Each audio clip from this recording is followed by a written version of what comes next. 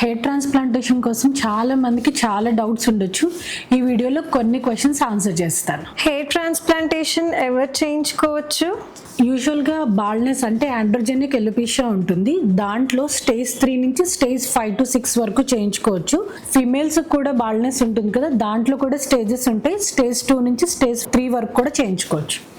Hair transplantation వల్ల వచ్చే results permanent గా ఉంటాయా? డెఫినెట్ గా పర్మనెంట్ గా ఉంటుంది. You can worth try it. Surgery painful గా ఉంటుందా? మీరు అనుకున్నంత పెయిన్ఫుల్ గా అయితే ఉండదు. ఓన్లీ లోకల్ ఎనస్థీషియాలో మాత్రమే చేస్తాం.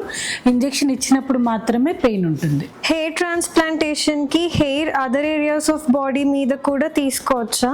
యూజువల్ గా డోనర్ ఏరియా అంటే బ్యాక్ ఏరియా కనుక వీక్ గా ఉంటే బియర్డ్ ఏరియాలో కూడా తీసి చేసుకోవచ్చు. హెయిర్ ట్రాన్స్ప్లాంటేషన్ రిజల్ట్స్ ఎప్పుడు చూడొచ్చు? ఇది వెంటనే చూసే రిజల్ట్స్ కాదు. మినిమం 4 to 8 months అనేది టైం పడుతుంది. ఎవరైనా కనుక సర్జరీ కనుక ప్లాన్ చేసుకుంటే ఈ టైం బట్టి ప్లాన్ చేసుకోండి.